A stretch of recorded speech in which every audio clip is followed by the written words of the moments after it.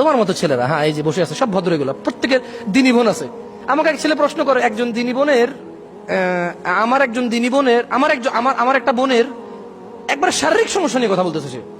আমি বললাম তো তোমার দিনী বোন তোমার আপন মায়ের পেটের বোন? বলে যে না। বললাম কেমন বোন? কয় দিনী বোন। বললাম কেমন দিনী বোন, তোমাকে এরকম কথা বলতেছে, তুমি শুনছো, আবার এটা আমার কাছে বলতে আসছো?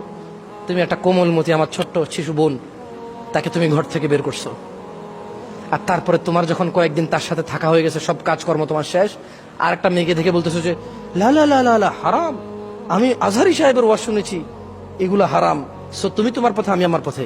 এই মেয়েটা এখন তোমার জন্য ব্যাকুল হয়ে গেছে, সে তোমার সাথে কথা বলতে চাইতো না, তুমি তার সাথে 5 ঘন্টা কথা বলেছো, এখন এই মেয়ের সাথে তুমি একদম কথা বলা বন্ধ করেছো, মেয়ে একদিকে পাগল, তুমি তো আরেকজনকে নিয়ে খুশি আছো। সমাজের আজকে এই অবস্থা আমরা করে ফেলেছি। আমি মাঝে মধ্যে কিছু ওই যে প্রেম প্রীতি নিয়ে এগুলা নিয়ে কথা বলি, আমাকে প্রশ্ন করে যে হুজুর পিএইচডি করছে এগুলোর উপর, হুজুর কেমনে এত কথা জানে? আরে ভাই, তুমি আমাকে প্রশ্ন করো।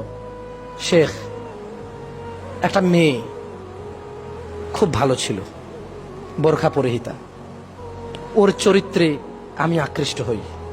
চতুর্দিকে এত বেপরদা মেয়ে, এত খারাপ আজে বাজে মেয়ে, একটাই মাত্র আমার স্কুলে মেয়ে ছিল যে বোরখা পরে আসতো। ও নামাজও আদায় করতো, কারোর সাথে কথা বলতো না, অনেকে ওকে প্রেমপত্র দিয়েছে, ওর মধ্যে একজন ছিলাম। সবাই হাল ছেড়ে দিয়েছে, আমি ছাড়িনি। আমি একটার পর একটা আমার বোনকে দিয়ে, আমার অন্যান্য বান্ধবীদেরকে দিয়ে ওকে প্রেমপত্র দিলাম। তারপরে ও আমাকে বলল ও বেনামাজির সাথে সলাত আদায় প্রেম করবে না। আমি সলাত আদায় করা শুরু করলাম শুধু ওকে প্রেম করার জন্য।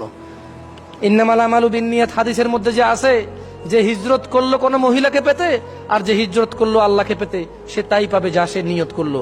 দেখেন আজকাল ছেলে মেয়েরা প্রেম করার জন্য নামাজ পড়ে, আল্লাহ নবী 1400 বছর আগে তা বলে দিয়ে গেছে, এরই নামাজ ওই প্রেমকেই পাবে, কিয়ামতের কোনো কিছু পাবে না। যাই হোক, ও যে বলে না হুজুর আপনি কিভাবে জানেন, আপনি কি আগে প্রেম করছেন নাকি? আরে ভাই, তোমার মতো ছেলে আমাকে প্রশ্ন করতেছে। মেয়েটা আমার প্রেমের প্রস্তাব প্রত্যাখ্যান করার পর আমি সর্বোচ্চ চরিত্রর অধিকারী হলাম। সলাত, ভালো ভদ্র ব্যবহার, শালীন পোশাক আশাক, মাথার চুল কাটিং, সবকিছু নম্র ভদ্র করলাম। মেয়েটার সাথে আমি প্রেমে লিপ্ত হলাম। ও আমার সাথে কথা বলতে চাইতো না, আমি ওকে জোর করলাম। এক পর্যায়ে বললাম আত্মহত্যা করব, হাত কেটে ফেলবো। ওকে ভিডিও কল দিলাম, ওর ওর ওর মায়ের মোবাইলের ছবি পাঠাইলাম, আমার গলার মধ্যে ছুরি। মেয়েটা রাজি হলো আমার সাথে কথা বলতে। খুব ভালো ভদ্র মেয়ে ছিল, আমি তার প্রতি আকৃষ্ট ছিলাম তার এই ভদ্রতার নম্রতা দেখে। তোমার মতো কোনো ছেলে আমাকে এরকম প্রশ্ন করে, প্রশ্নগুলো শোনার পরে কি আমি বুঝতেছি না এলাকার কি অবস্থা? আমি কি বুঝি না আমার যুবক ভাইদের কি অবস্থা? ধর্মকে অবলম্বন করে একটা ছোট্ট কোমলমতি শিশু বাচ্চা বোন আমার, তার জীবন ধ্বংস করেছ। বললাম তারপর? বলল সে আমার সাথে কথা বলতে রাজি হলো, সালাম দিত, কথা বলতো 2-1টা, আমি কথা বলতাম প্রচুর, ও কথা রিপ্লাই করতো না। তারপর আস্তে আস্তে আমি বললাম তুমি কেন কথা বলো না, আমি পরে বিষ খাবো। আমি ছবি তুলে পাঠালাম আমার হাতে ইঁদুরের ওষুধ, সে আমাকে আমার মোবাইলে হোয়াটসঅ্যাপে বা ফেসবুকে তার ছবি পাঠাইতে হবে। সে আমাকে ছবি পাঠাতে রাজি ছিল না। আমি বললাম আমি পানিতে ঝাঁপ দিব, ছাদ থেকে লাফ দিব, সে আমাকে ছবি পাঠালো। এভাবে 2 বছর লেগে যায় ওই মেয়ের সাথে আমার সহজ হতে। মেয়েটা খুব ভালো ছিল। বলেন তো মেয়েটা কি খারাপ ছিল? 14-15 বছর বয়স, 16 বছর বয়স, ছেলেটার বয়স 22-23 বছর, ও ফুসলাচ্ছে। হ্যাঁ, মেয়েটার একটা দোষ ছিল যে এর কথা চলে আসছে। প্রথম দোষটা ছিল যে এর সাথে প্রেম করার এগ্রি হওয়া, যে ভালো ছেলে হলে প্রেম করবে।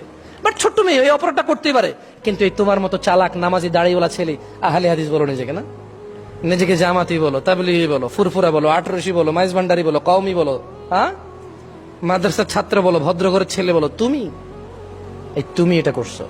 তুমি একটা কোমলমতি আমার ছোট্ট শিশু বোন, তাকে তুমি ঘর থেকে বের করছো, আর তারপরে তোমার যখন কয়েকদিন তার সাথে থাকা হয়ে গেছে, সব কাজকর্ম তোমার শেষ, আর একটা মেয়েকে দেখে বলতেছো যে লা লা লা লা লা হারাম, আমি আজহারি সাহেবের ওয়াজ শুনেছি, এগুলো হারাম, সো তুমি তোমার পথে আমি আমার পথে।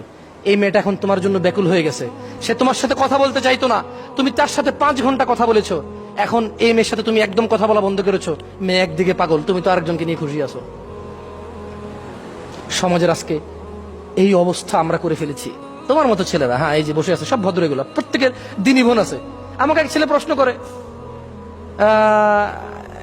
জামশেদ ভাই, ও আমাকে শেখ বলেছে, আমি যেহেতু শেখ না তাই আমি শেখকে ভাইতে রূপান্তরিত করলাম। ওকে বলেছে জামশেদ ভাই একটা প্রশ্ন ছিল খুব জটিল। বললাম বলেন। আমি জটিল প্রশ্নের অ্যান্সার করি না, আমি মুফতি না। বলে যে একজন দিনী বোনের আমার একজন দিনী বোনের আমার একটা বোনের একবার শারীরিক সমস্যা নিয়ে কথা বলতেছে সে। আমি বললাম তো তোমার দিনই বোন, তোমার আপন মায়ের পেটের বোন? বলে যে না। বললাম কেমন বোন? কয় দিনই বোন। বললাম কেমন দিনই বোন? তোমাকে এরকম কথা বলতেছে, তুমি শুনছো, আবার এটা আমার কাছে বলতে আসছো। তুমি দিনই বোনকে হুজুরের নাম্বার দিয়ে দাও। দিনই বোন তোমার সাথে কথা বলতেছে তার মাসিক নিয়ে, তোমার সাথে কথা বলতেছে তার স্বামী, তার সাথে নাকি মানে সেক্সুয়াল ফিটনেস নাই, তোমার সাথে এগুলো বলতেছে, তুমি দিনই ভাই সে দিনই বোন।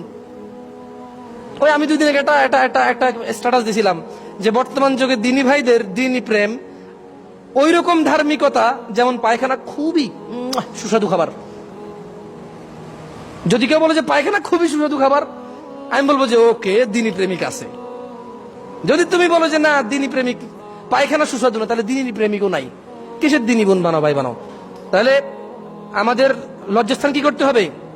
হেফাজত করতে হবে। কিন্তু আমরা যত বড় হুজুরি হয়ে যাই, যত বড় মোল্লা মুন্সি মুফতি হয়ে যাই, স্ত্রীদের সাথে থাকা বৈধ, ইভেন নেকির কাজ, ইভেন বৈধ এবং নেকির কাজ। আল্লাহ সুবহানাহু ওয়া তাআলা আমাদেরকে বোঝার তৌফিক দান করুক। আমি জানি না আজকে আপনাদেরকে কতটুকু বুঝাইতে পারছি আল্লাহ ভীরুতা নিয়ে।